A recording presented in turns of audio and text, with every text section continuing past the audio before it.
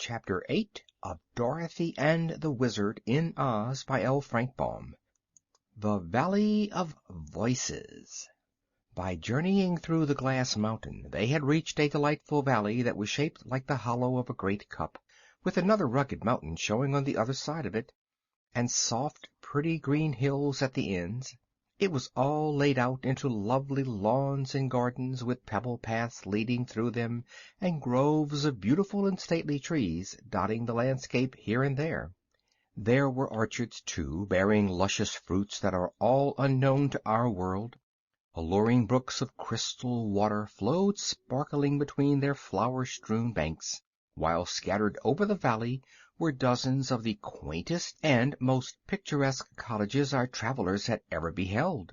None of them were in clusters, such as villages or towns, but each had ample grounds of its own, with orchards and gardens surrounding it. As the new arrivals gazed upon this exquisite scene, they were enraptured by its beauties and the fragrance that permeated the soft air which they breathed so gratefully after the confined atmosphere of the tunnel. Several minutes were consumed in silent admiration before they noticed two very singular and unusual facts about this valley. One was that it was lighted from some unseen source, for no sun or moon was in the arched blue sky, although every object was flooded with a clear and perfect light. The second and even more singular fact was the absence of any inhabitant of this splendid place.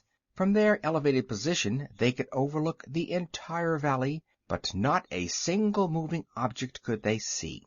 All appeared mysteriously deserted. The mountain on this side was not glass, but made of stone similar to granite. With some difficulty and danger Jim drew the buggy over the loose rocks until he reached the green lawns below, where the paths and orchards and gardens began. The nearest cottage was still some distance away. "Isn't it fine?" cried Dorothy in a joyous voice, as she sprang out of the buggy and let Eureka run frolicking over the velvety grass. "Yes, indeed," answered Zeb. "We were lucky to get away from those dreadful vegetable people." "It wouldn't be so bad," remarked the Wizard, gazing around him, "if we were obliged to live here always. We couldn't find a prettier place, I'm sure." He took the piglets from his pocket and let them run on the grass, and Jim tasted a mouthful of the green blades and declared he was very contented in his new surroundings. "We can't walk in the air here, though," called Eureka, who had tried it and failed, but the others were satisfied to walk on the ground, and the Wizard said they must be nearer the surface of the earth than they had been in the Mangaboo country, for everything was more homelike and natural. "But where are the people?" asked Dorothy. The little man shook his bald head. "Can't imagine, my dear," he replied.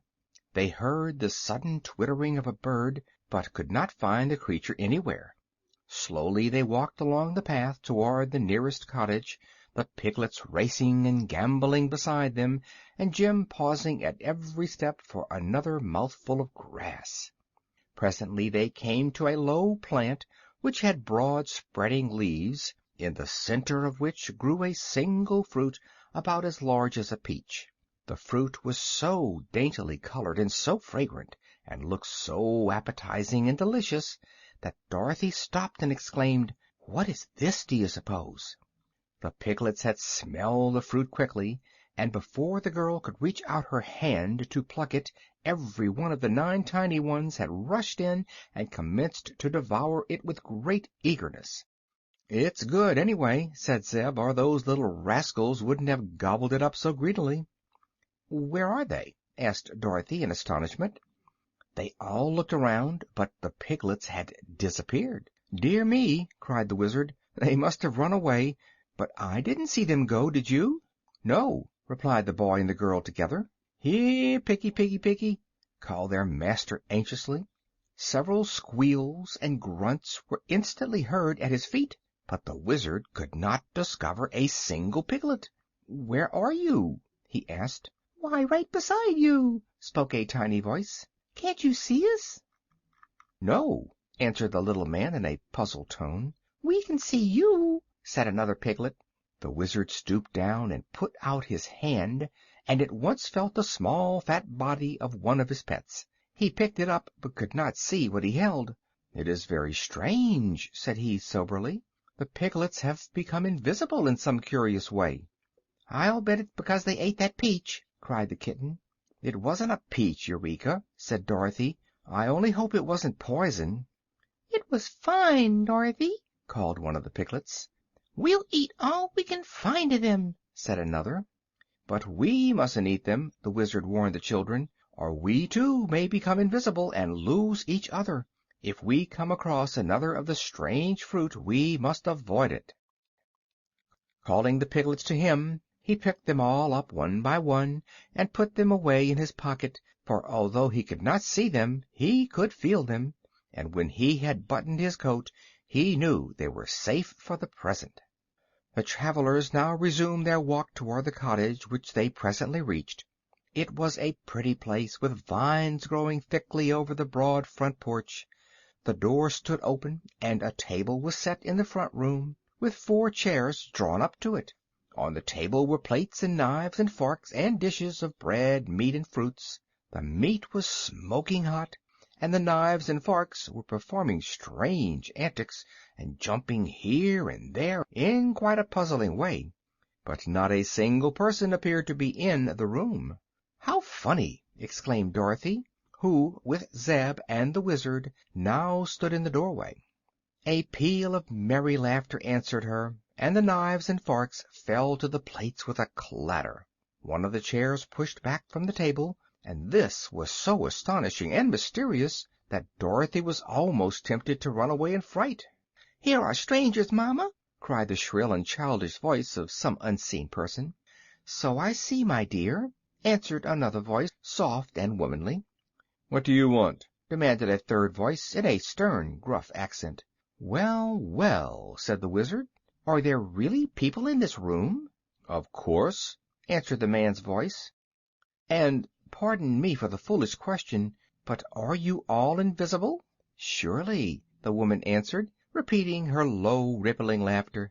"Are you surprised that you are unable to see the people of Voe?"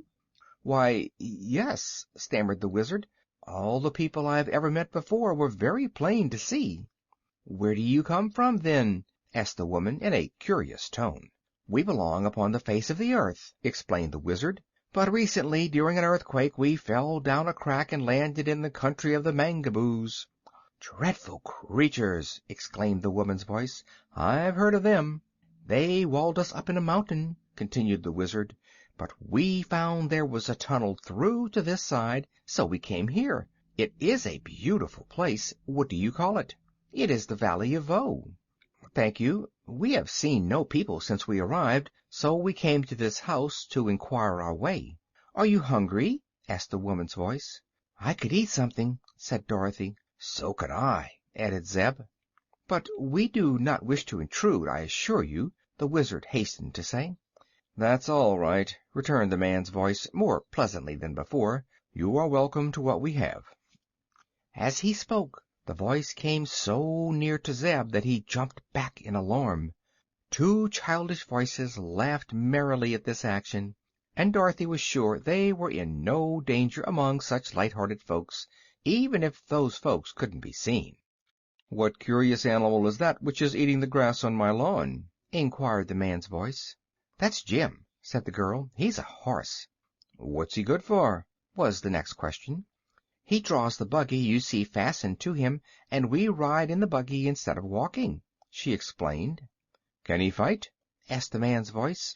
"No, he can kick pretty hard with his heels, and bite a little, but Jim can't 'zactly fight," she replied.